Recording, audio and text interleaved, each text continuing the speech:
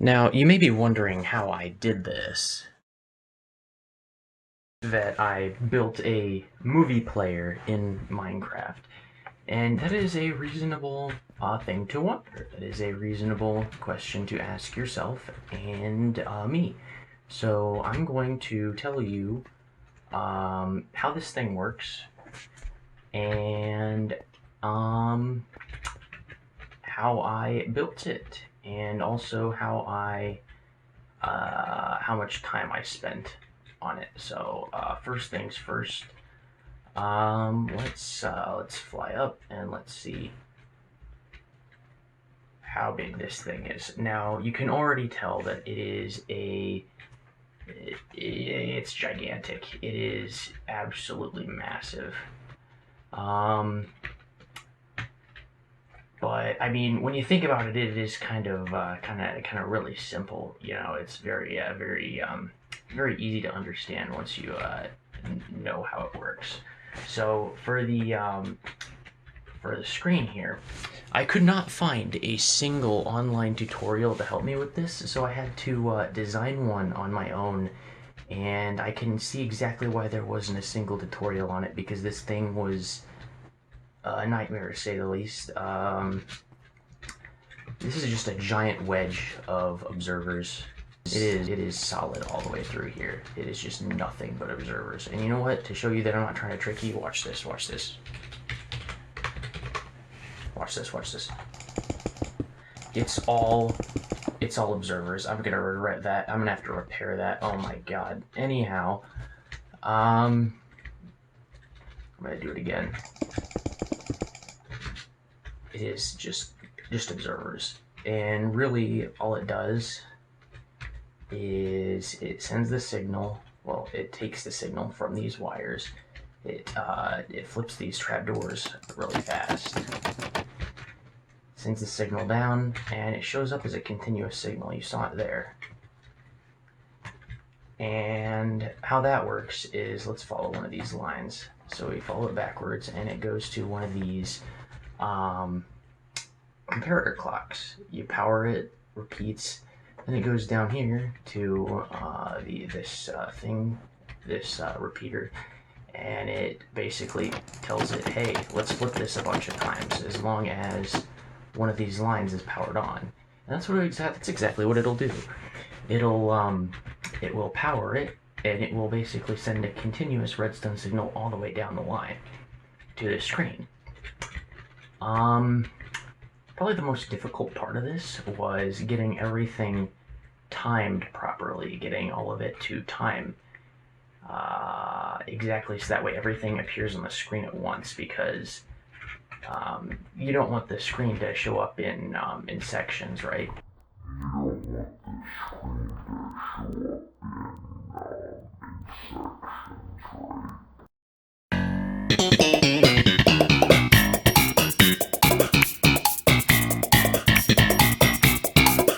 So that's exactly what this is here for.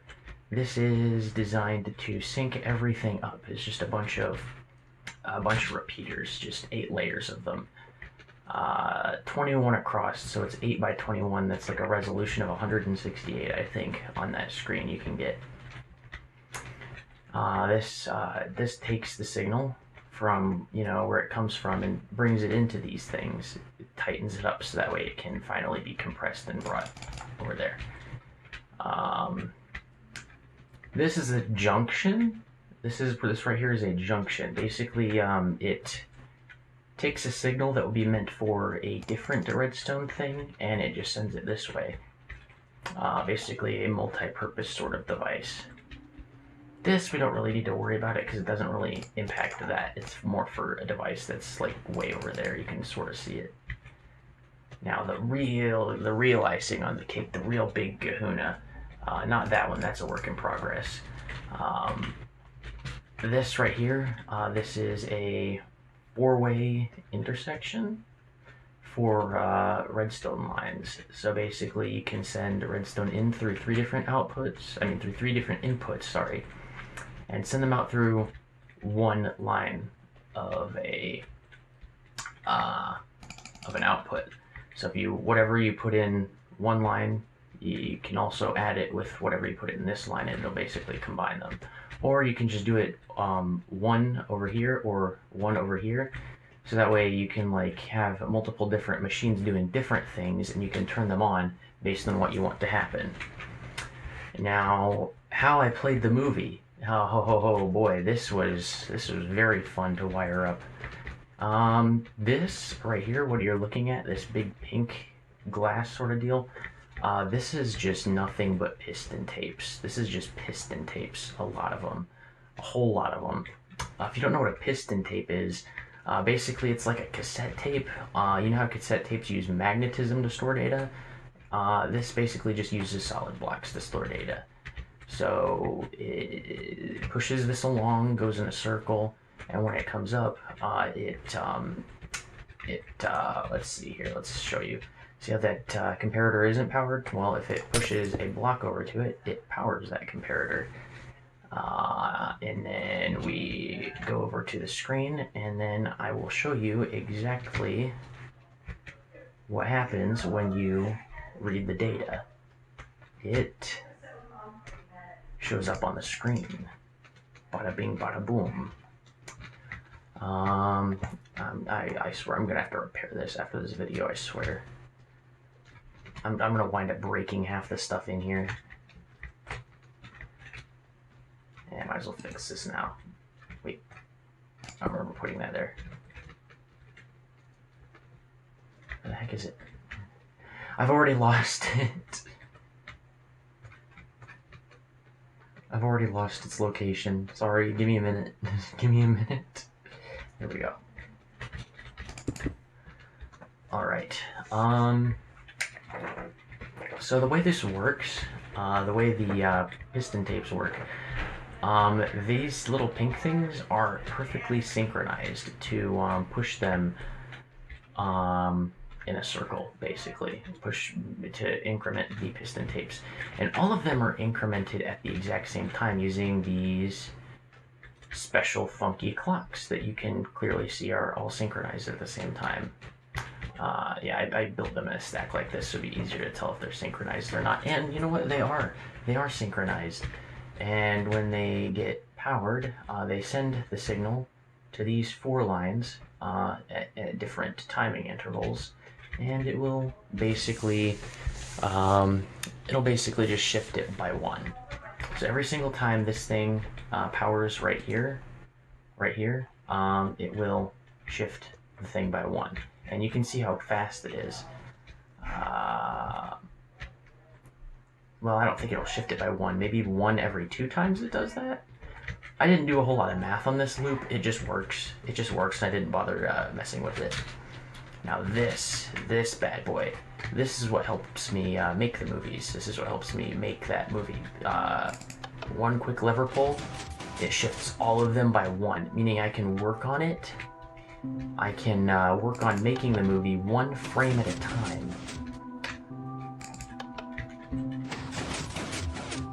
So if I can work on the movie 1 frame at a time, it's a whole lot easier than having to guess where all the pixels go inside of the machine. I can just look at the screen when I need to. The reason this isn't a button is because a button has too long of a tick, and I was too lazy to put a pulse shortener here, so I just stuck a lever.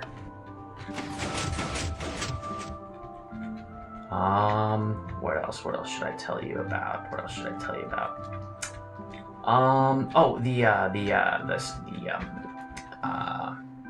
The stop marker. The stop marker. These red things, these concrete blocks, they are in a very specific pattern. Here, let me show you. You go up here. This is where that button leads. And I forgot I don't have a button up here, so bada bing, bada boom, bada ba. Now it will basically play the movie over there, but we're not worried about that right now. We're watching these stop markers.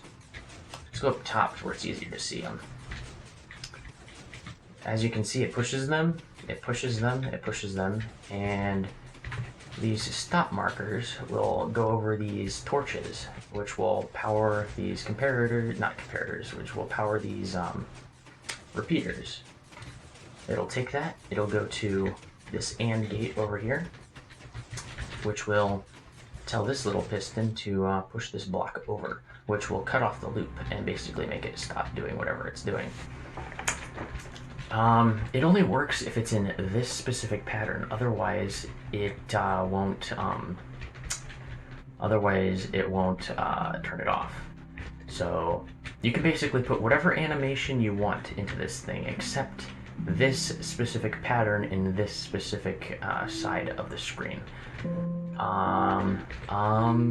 Yeah, that's kind of how that works. Now, for the thing that I was avoiding talking about, because this isn't really part of the movie player, it's just something completely different that basically operates using the same components. This is a counter, sort of. This operates sort of on the same level as the movie player, except it's only got 3 7-segment displays. This thing is 8-bit, I believe. I used an 8-bit decoder. Link in the description. I found a guy's Redstone tutorial on 8-bit decoders, and I vastly improved upon it, I think, in my personal opinion. I replaced his repeaters with comparators to make it go twice as fast, and I also split it into 8 sections. So it would also go faster rather than running them in series. So it's very, very fast, very, very fast. We can get pretty much any number in less than 6 seconds.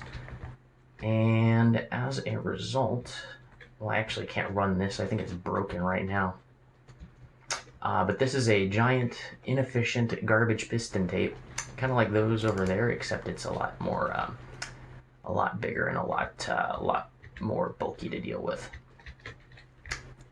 But in any case, this is designed to count to 255, and it will do so over the course of about an hour.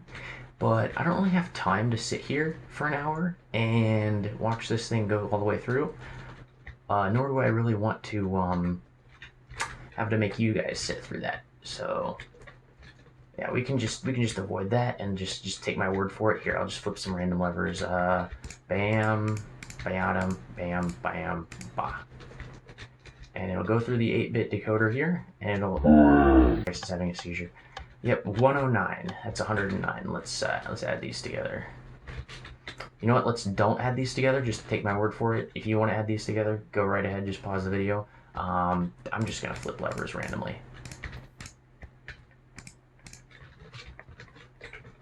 And as you can see, it has a little seizure first. That's it doing its magical work. 186, very interesting. If that tape was working, and if I could get it to work properly, it would work sort of on the same principle. It also has a stop code. This stop code is slightly different. This red glass here shows where the stop code is between here and here. In fact, I should probably mark it with red concrete, actually. There we go, that's the stop code. Where else? Oh, this is the controller that I use for it. This is just a nightmare. I don't even want to talk about this. This is disgusting. This is disgusting redstone. I hate it. I hate it. I hate it. I hate this entire tape. It worked, but it's garbage. Honestly, it's just garbage. Garbage. I hate it. This right here, this section right here, takes the, wait, I should probably talk about the 8-bit decoder first. This is the 8-bit decoder. You see each of these signs, they represent a number. And each of these numbers, basically is a number between 1 and 255 all the way up here. So it can count to 255 using using patterns of torches, right? Remember, link in description. The guy has a video on it. I'm not about to completely explain it when I can have somebody else do it for me. Now in here, the output of these numbers, right? They go into here. This, for example, is 128. Each of these torches represents a number, and I mean a cell on the 7-segment display that needs to be lit. And each of these rainbow colored walls represents a specific part of the cell, I mean a specific cell on the 7-segment displays, all the way down here. So let's see, what number do we want, what example do we want to give? How about the number 4? Number 4 seems pretty reasonable. All right, we see the number 4 lit up here. We go over here, ba ba ba ba. Now all these are zeros, so we don't really need to worry about that. So let's follow the orange path that goes right down through here. It goes over here to the part that goes on the number 4. So play 004 because it's, well, just the number 4. Sorry, I got sidetracked and decided to show off my little decoder thing over here. It's hardly relevant to the movie player because the movie player runs on a different system than that. Even though it uses the same transport lines, the same redstone transport lines. Each of these things that represents a cell is also used as pixels on the screen. So each of these rainbow colored wool represents a single pixel on that big old screen over there.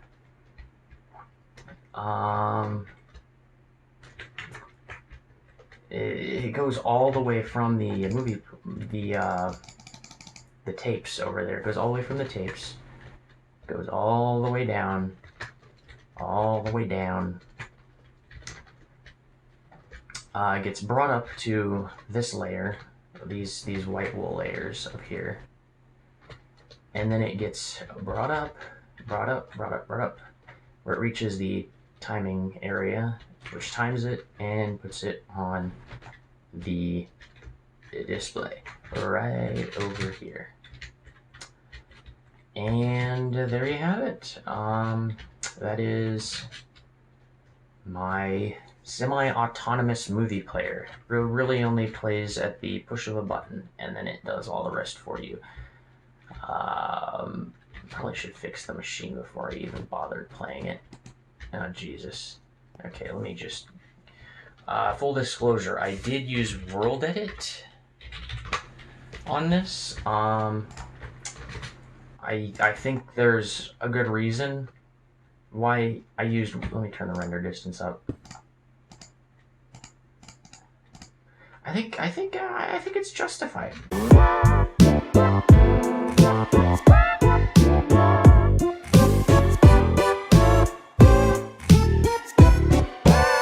I'm using worldedit on this this structure here.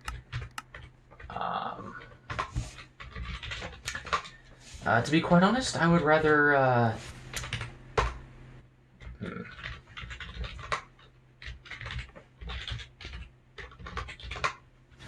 sorry about that. I would much rather stick my hand in a rotating fan blade than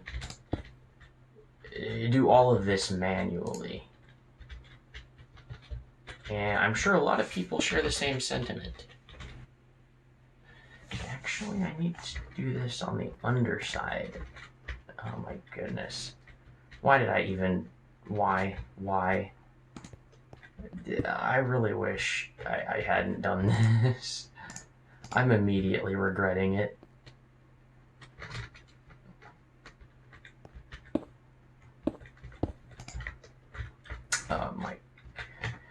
Hold on, technical difficulties.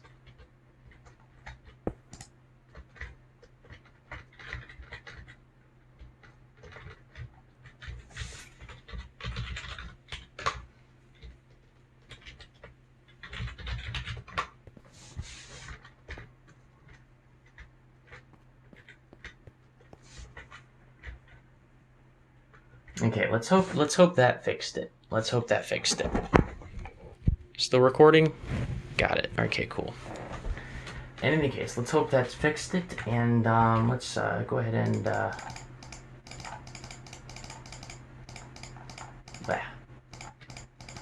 ahead and play the movie again.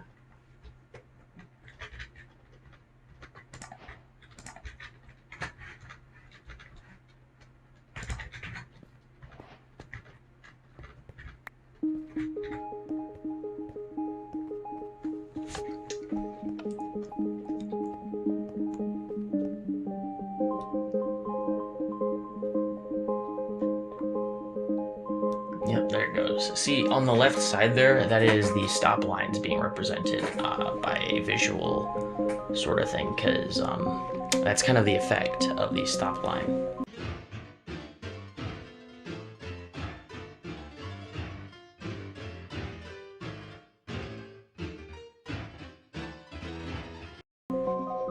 And there you see, oh my goodness, I broke something.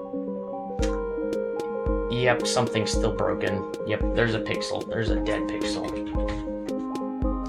I apologize. There's a giant dead pixel.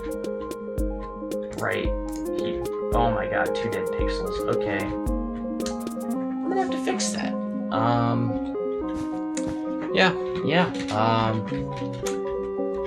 You guys made me break my machine. Cool job.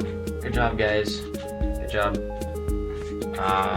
See you in the next video, I guess.